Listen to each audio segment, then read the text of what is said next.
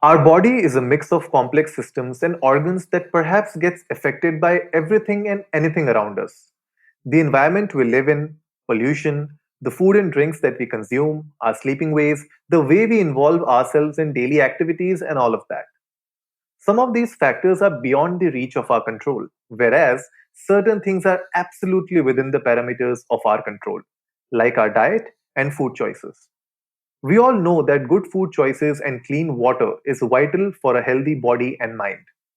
All food items that are termed healthy contain key nutrients like proteins, carbohydrates, fats, some vitamins, minerals, and water.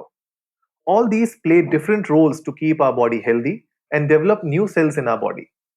Large number of diseases occur only due to wrong and unhealthy choices of food.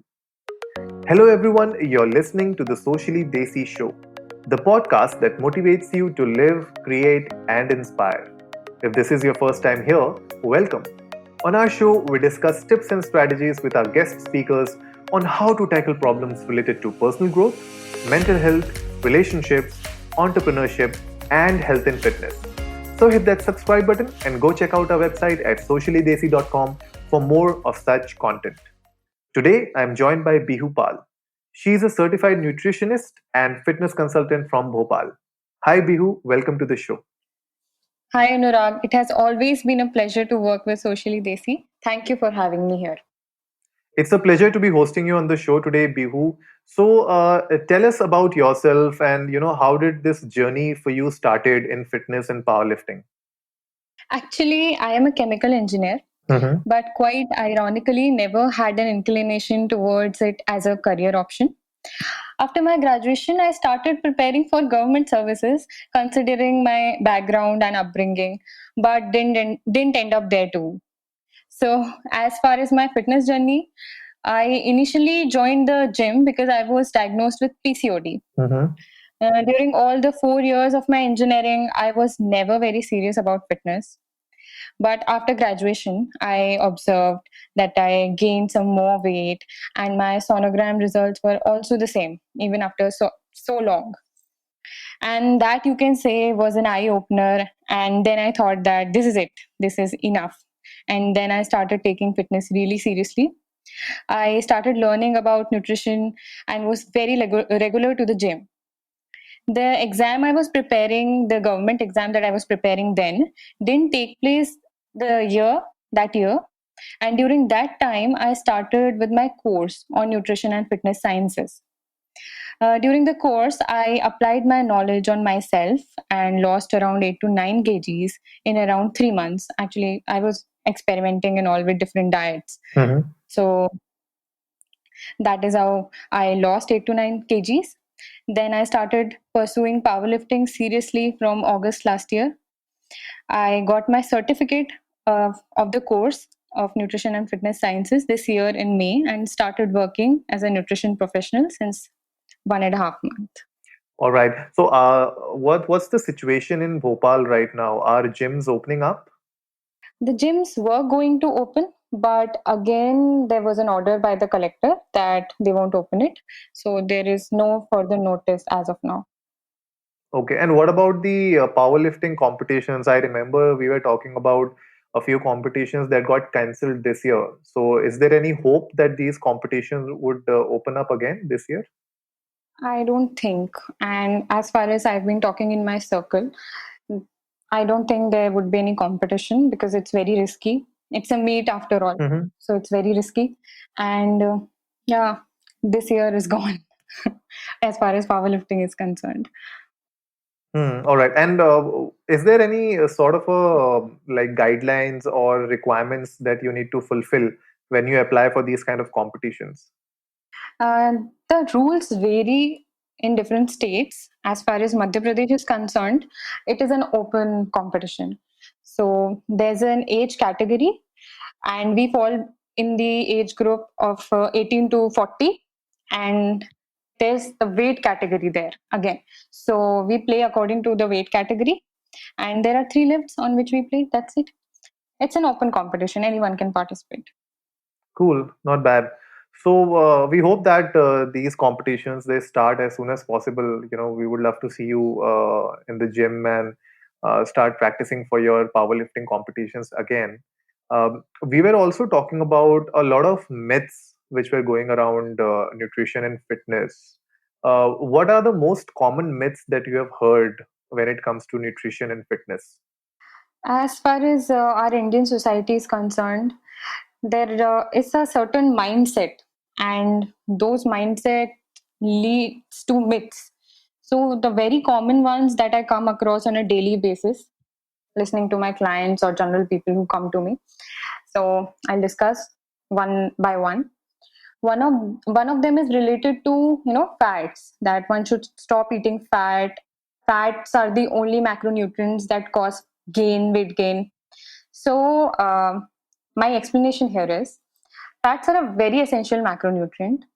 Eliminating it completely may cause you serious health problems. Okay, just make sure that you balance fats in your calorie intake, and the ones you include in your diet are good fats. That is unsaturated fats, monounsaturated and polyunsaturated fats. These mainly include vegetable oils, like olive, sunflower, soy, and also you can include nuts, seeds, fish, etc. Okay, so these kind of myths which revolve around fat, because even I've also heard a lot of people talking about that, if you want to reduce weight, you need to cut down on fats, you need to cut down on rice, you need to cut down on all the carbohydrates. So I guess this is very unhealthy, right? Actually, anything eaten in excess, whether it is fat, carbs, or protein, will lead to fat gain. Hmm. Our Indian diets being carb dominant makes it one of the prominent causes. What happens is when excess carbs are consumed, the energy stored in our muscles in the form of glycogen. But as most of us have a sitting job and don't find enough time to spend that energy in the form of exercise, it gets converted into fat, Hmm. and hence leads you to gaining weight. And same goes with excess fats and also proteins. Ultimately, if that is not burnt, that is not put to use by the body, it will turn into fat. So anything in excess may cause fat gain. Everything should be balanced out. That is so true. I mean, everything needs to be balanced out when it comes to your macronutrients of carbohydrates, fats, and proteins.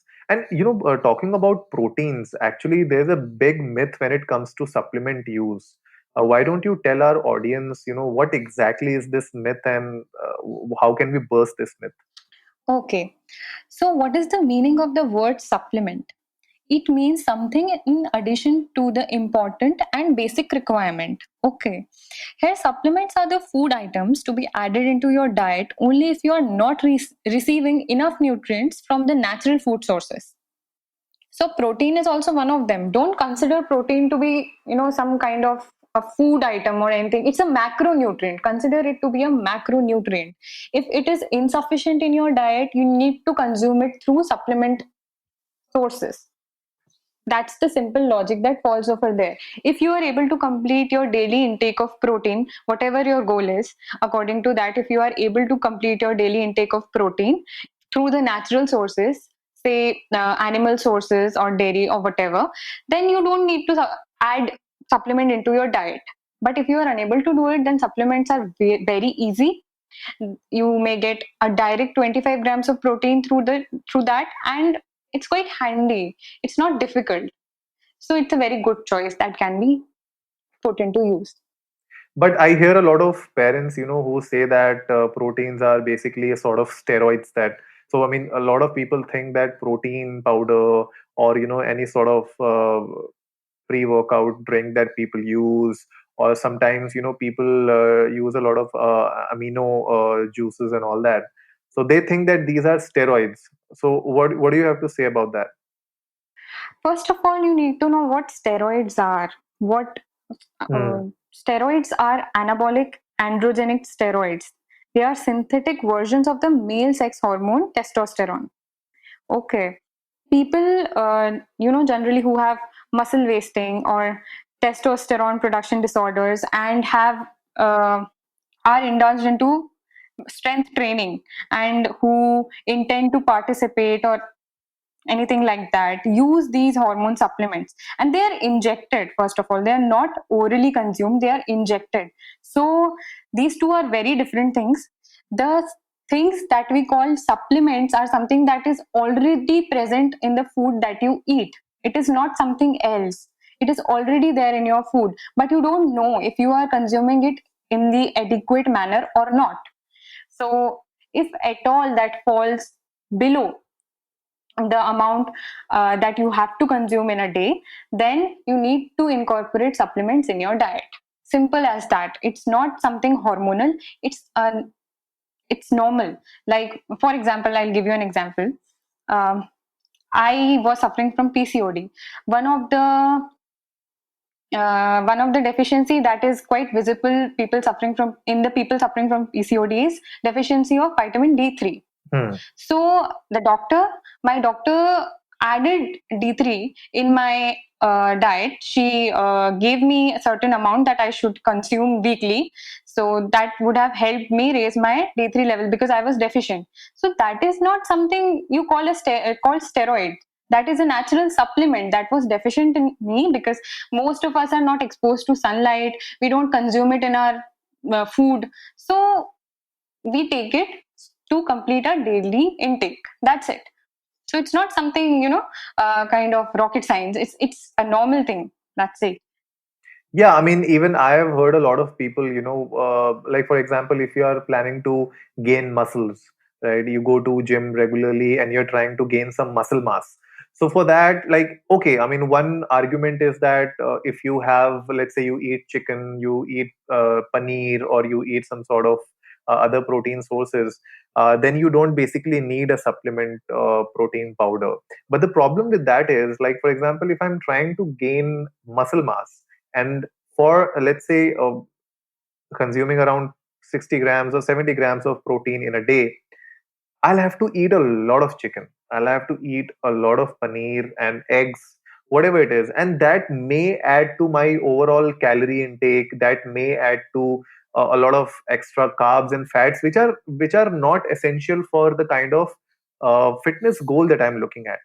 So maybe because of that, adding supplements to your diet can just give you a bit of advantage in reaching your fitness goals. I mean, of course, supplements, as the name suggests, is not your main diet. It's just supplementing your main diet. So the focus needs to be on the main diet that you are having.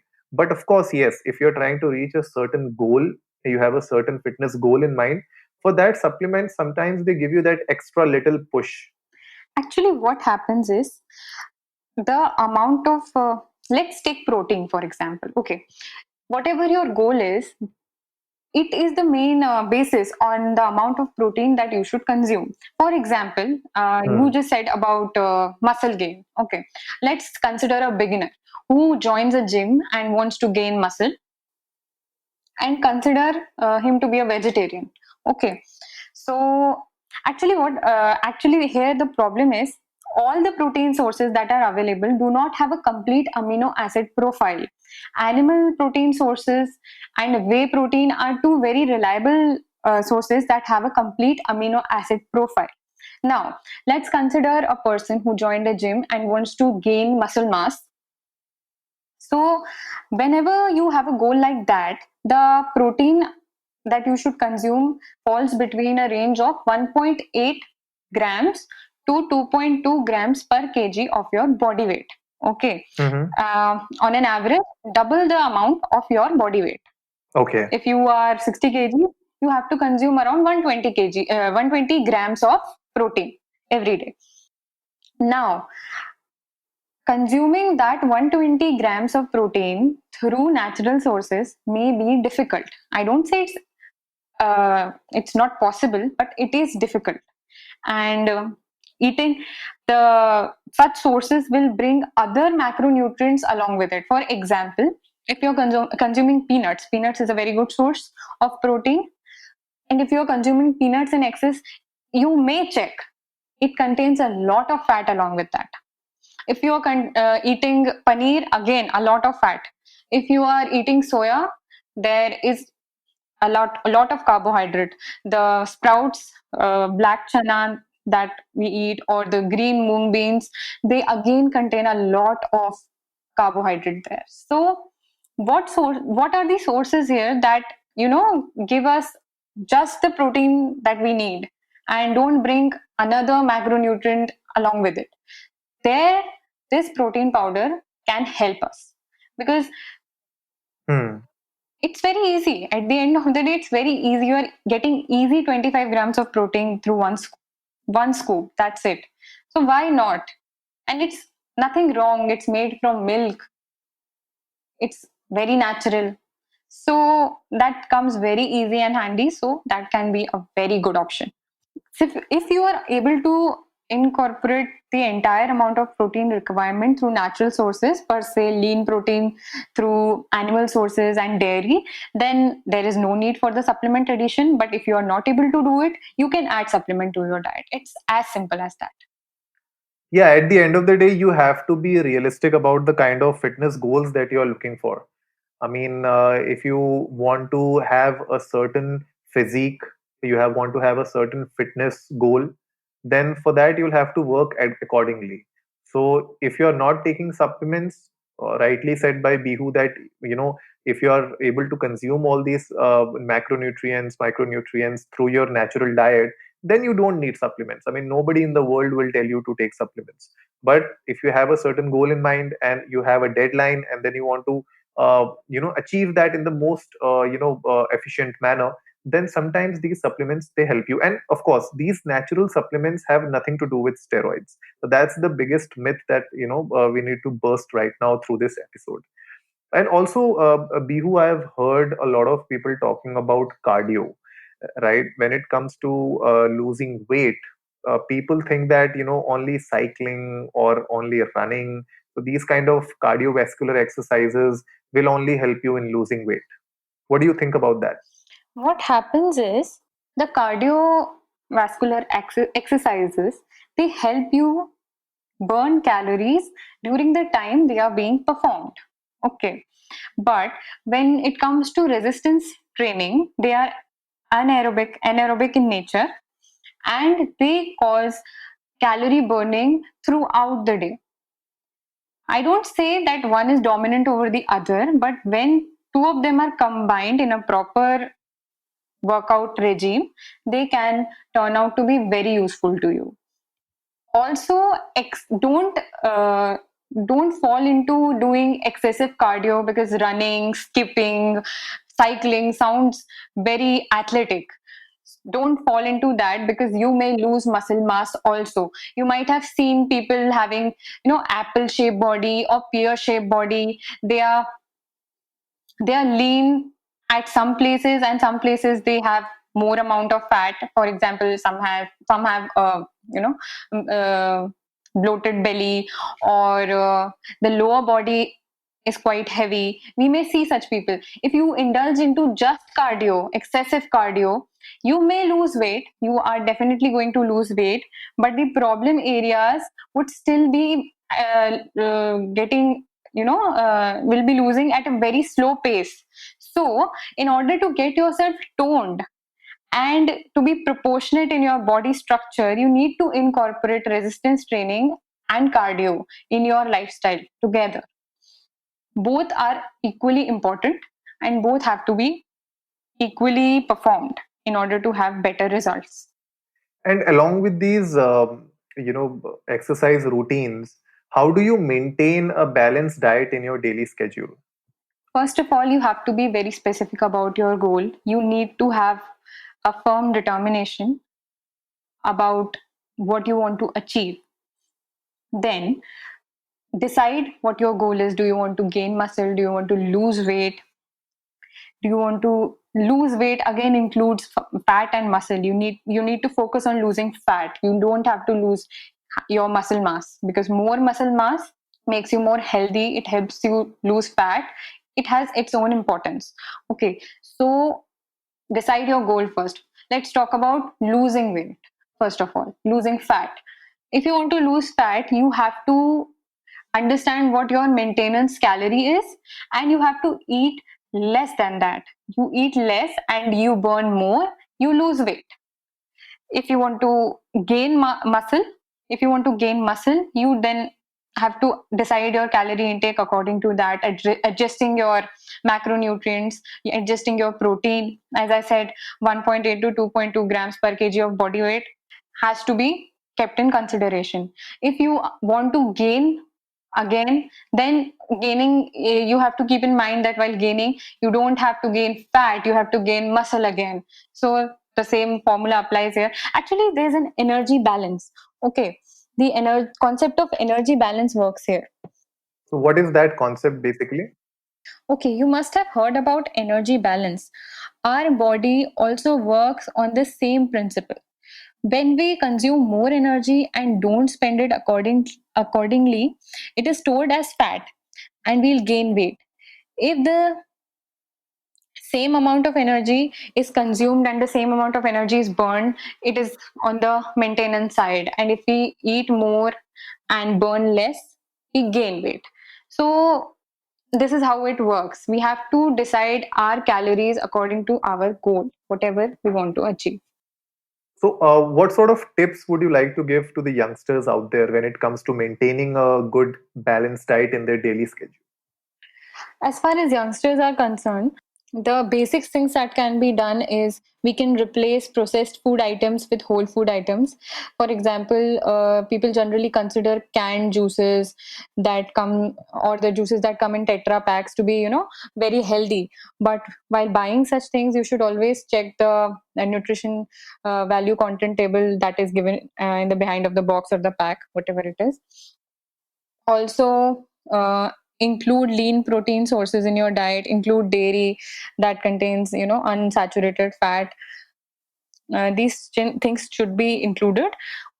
Also, add at least 30 minutes of physical activity session in your daily regime. That will really help you.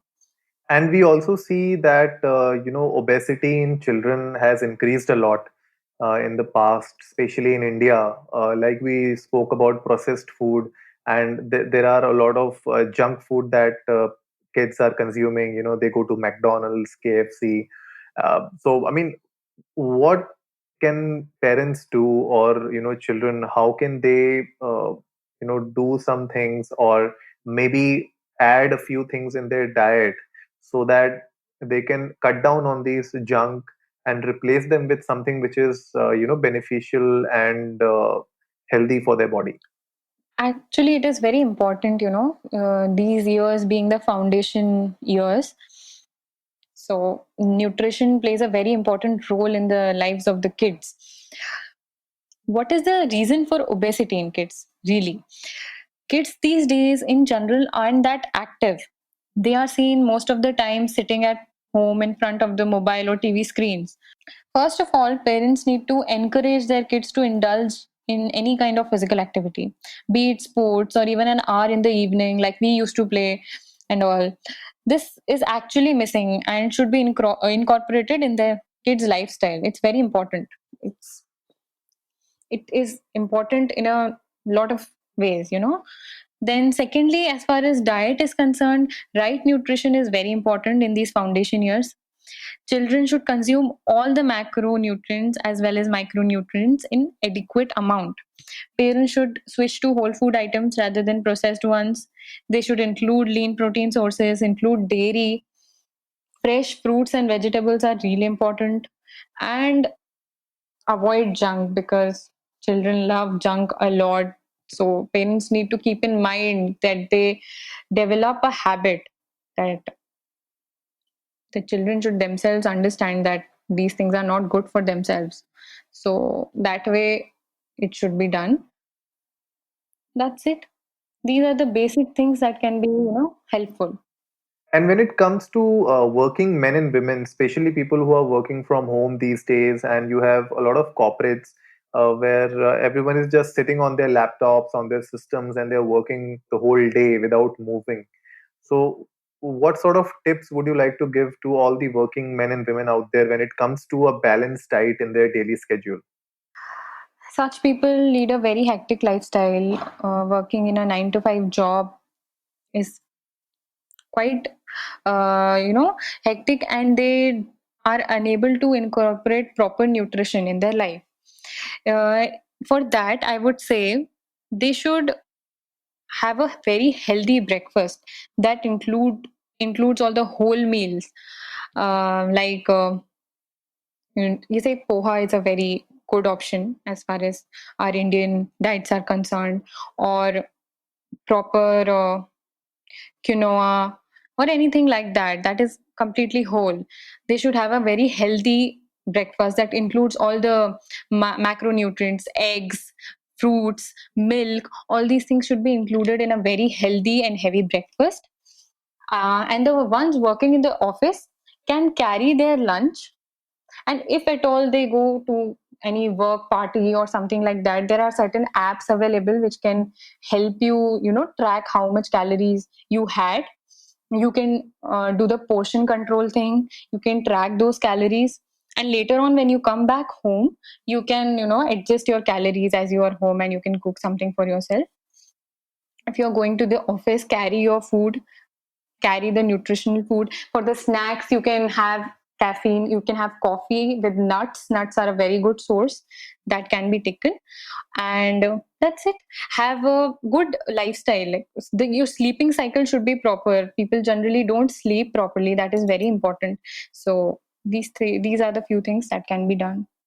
Yeah, I believe with a good balanced diet, your rest should also be there. Like a lot of people, when I was working, as a strategy consultant, even there were times when we used to be so deep in work that we used to forget eating our lunch on time. So sometimes, I'm having my lunch at 4 p.m. in the evening. Sometimes I don't get time to eat my lunch. Sometimes I have to go to a meeting at 2 o'clock. So like along the way, I'll just stop at a McDonald's or a KFC, just take a burger and eat along the way. So I guess these kind of hectic lifestyle, sometimes we forget about the importance of having the right kind of nutrition and having a balanced diet. So I believe people who are listening to us, people who are going through this kind of a lifestyle, please make sure that you're making an effort to change your eating habits. At least start with your eating habits first, because that is something that you can do, right? You can do that preparation before leaving for work. But start with your food diet. Start with incorporating healthy diet in your food, and then move on to adding some sort of a fitness regime also in your diet. Have good rest at night.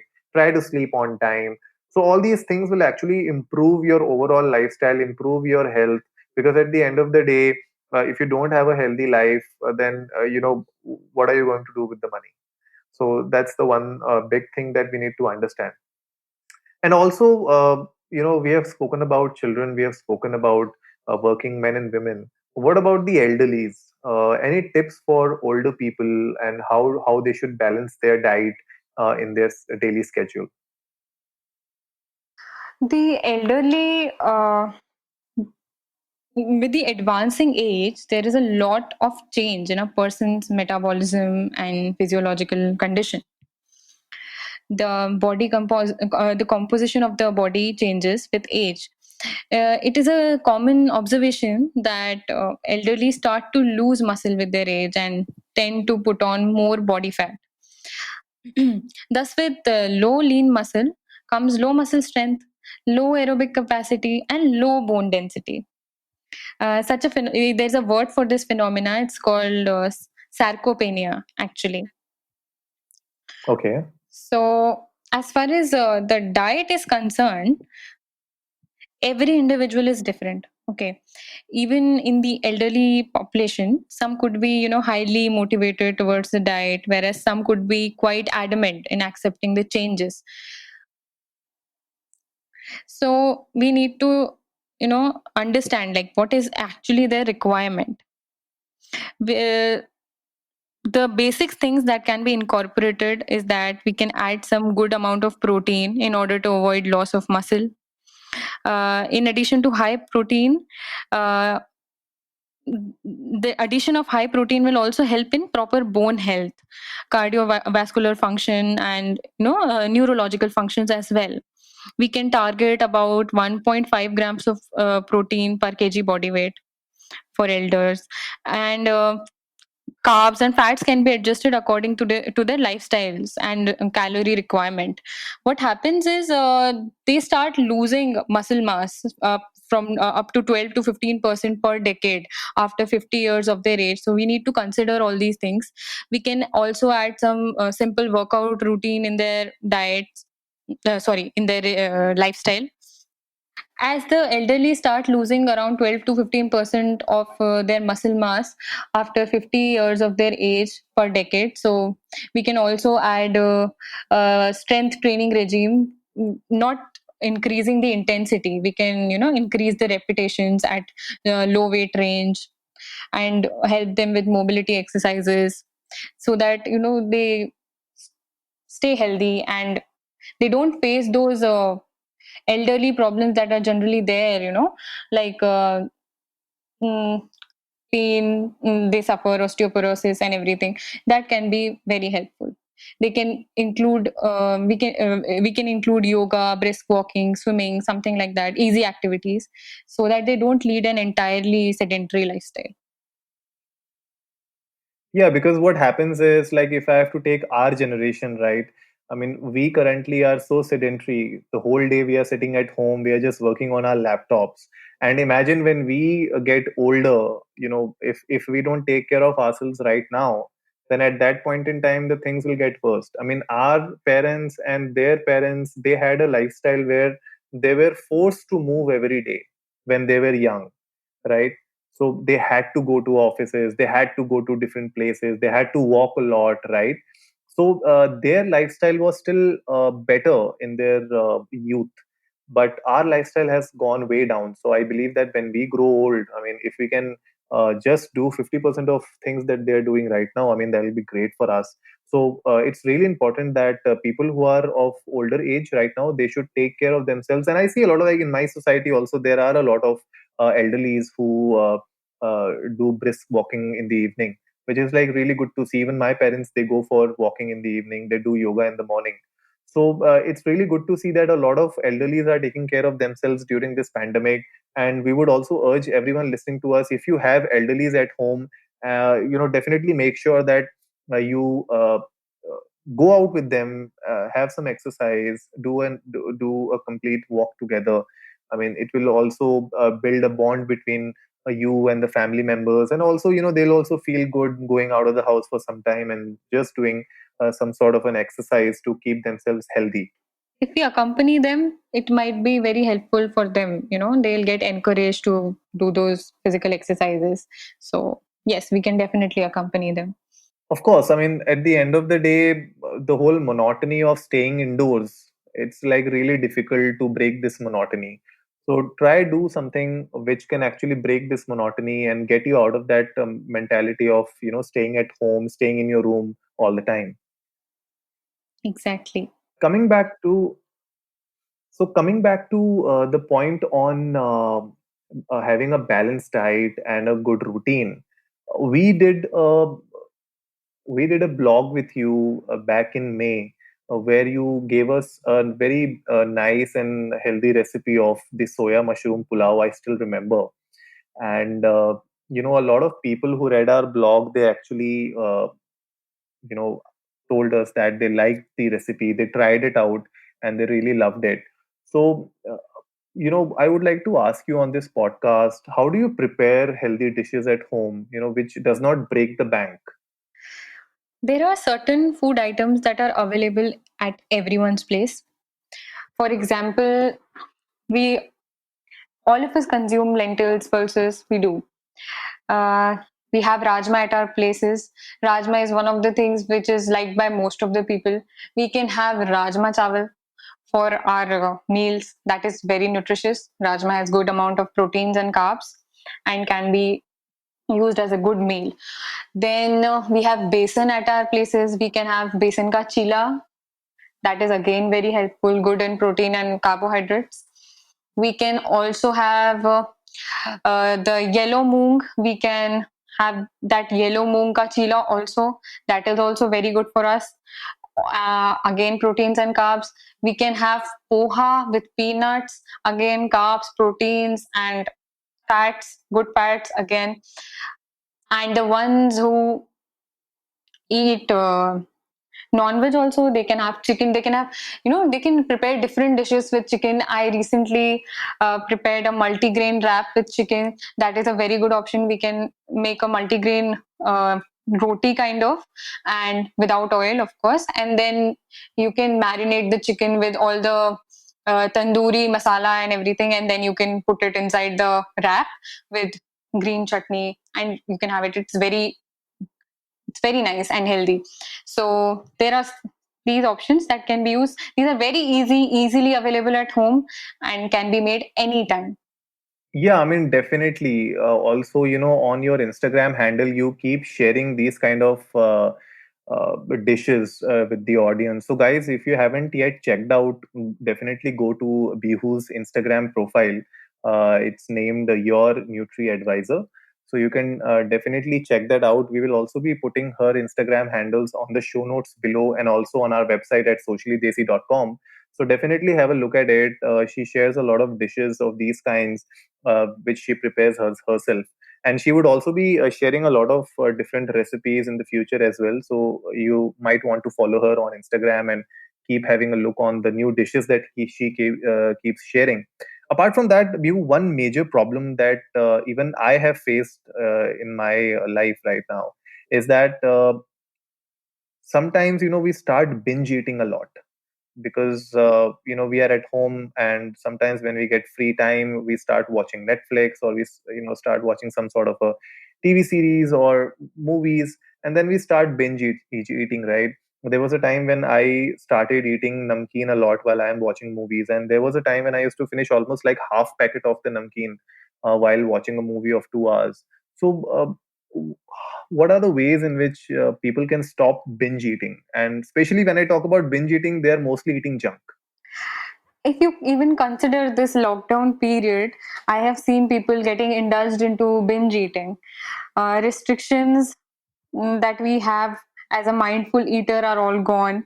We move past of relying on our internal hunger and satiety signals. We often end up overeating, but we can always switch to a healthy diet. Too much dietary restrictions lead to lesser weight loss, more food focus, and more symptoms of eating disorders. Mm, Protein has been, found to have the most positive effect on significant hunger hormone. It's called ghrelin. Having sufficient amount of protein in each meal reduces the chance of overeating significantly. Actually, protein has a higher satiety rate. Satiety means the amount of time you are, full. You don't feel hunger. So protein keeps you satiated. You can add complex carbohydrates in your diet by replacing the simpler ones. Like instead of white rice, have brown rice. Instead of normal rotis, have multigrain rotis. Have oats in your diet. These are a few options that can be taken. Have the sprouts. Those are again, rich in fiber. Complex carbohydrates means rich in fiber. The ones that are not rich in fiber are simple carbohydrates. So add more fibrous food in your diet that will keep you satiated for a very longer period of time. Also, have an adequate amount of sleep. A study found that partial sleep deprivation is linked to taking in considerably more calories the next day. People who are deprived make different food choices that are, not good food choices, then they are, well rested. Stay hydrated. The brain doesn't differentiate between hunger and thirst. If you aren't well hydrated, the chances of overeating increases, a lot. So these are a few things you need to keep in mind so that you stop binge eating. And how is binge eating different from midnight craving? Because a lot of people, they have these hunger pangs at night. After 12, they might feel like going to the fridge and taking out some sort of a ice cream or cake or something sweet to eat at night. How do you stop midnight craving? First of all, if you know that you are a prey of midnight eating and if you are eating extra, you have to keep in mind that you don't have to do it, first of all. But still, it is not easy to, you know, attain that kind of restriction on yourself. So it will take time. What you can do is divide your last meal into two parts. One that you can take early and the one that you can take later. Again, have good amount of protein and carbohydrates in both the meals so that you don't feel hungry at all. So this can be done. Yeah, I mean, it's really important that people who have these kind of midnight cravings, I mean, even I sometimes have these midnight cravings. I remember I bought a pack of Melody, and there was a time when at night I used to feel like eating Melody. So I used to just go to the fridge, take out a couple of chocolates, and just have them. So it started off like, a casual thing, but then I realized that there were times when every night this happened for me. So every night I used to have these sudden cravings of having chocolate, and I'll just go to the fridge and take out a couple of chocolates and eat them. So I believe that people who are facing these kind of midnight craving issues, they should stop it, because at the end of the day, it's not healthy for you in the long run, right? So you need to make sure that you are basically trying to break down your meals throughout the day so that these midnight cravings stop at some point. Exactly. First of all, stop staying awake for so long. That is not healthy. Again, you should have a proper sleep cycle. That is first step towards a healthy lifestyle. So start incorporating that. And as far as this problem is concerned, if you are having a lot of sugar craving, I would suggest replace it with fruits or dates or raisins. Don't take it in a very high amount, but a couple of dates, a little bit of raisin, if that helps. Also, you can have a 85 to 90% dark chocolate with you, and eat little by little if at all you feel a lot of sugar craving. So that might help. Don't eat the entire bar, but you can have a little of it. Yeah, because at the end of the day, it's your body and it's your health. So you need to figure it out whether you want to stay healthy or you want to stay unfit. Because that is one of the biggest problem that I have seen people who want to achieve a certain physique, right? I'll see people talking about, I want to look like Tiger Shroff, I want to look like Hrithik Roshan. But then what are you doing to look like that? I mean, are you actually putting in those hours? Are you even putting in that effort? Because Tiger Shroff, Hrithik Roshan, they did not achieve this body in a couple of years. It took them years and years of, regular exercises, proper diet, and they have dedicated trainers who are working with them, who make sure that they are not skipping their meals, they are eating the right thing, right? So it's really important for every one of us who's listening to the podcast. You should understand what are your goals, and if you have a certain goal in mind, it's not impossible to not look like Hrithik Roshan. You can definitely look like Hrithik Roshan. You can look better than Hrithik Roshan. But at the end of the day, you have to put in those effort. You need to put in those hours before you can actually become something like people you admire. So at the end of the day, the importance of nutrition, the importance of fitness, it's way beyond than just imagining things. Exactly. Tiger Shroff and Hrithik Roshan have come a long way. They have put in a lot of dedication, a lot of hard work to look like this. And it's not just about the looks. It's about your mindset. It's about adapting a healthy lifestyle for your entire life. So don't go for short term goals. Go for something that you will follow for your life, because this is what important is. You can see the current condition. We are under a pandemic right now. Any such situation can fall. So what is going to help you during such times? Your body is the only thing that you can rely on. So this is the least that you can do for your body, to have a right nutrition, right fitness regime. That is the least you can do. So never fail your body. That's all I can say.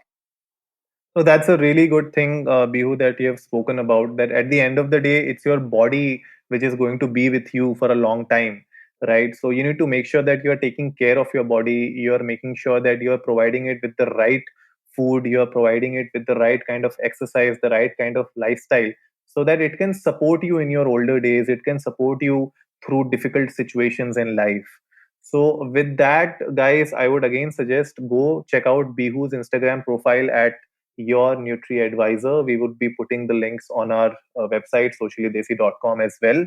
Also, Bihu, thank you again for coming on to the show and sharing a lot of great information. And this was one of the episode where we are talking about nutrition. We would also love to do a lot about fitness. We would like to talk a lot about other myths and supplements that we spoke on the show today.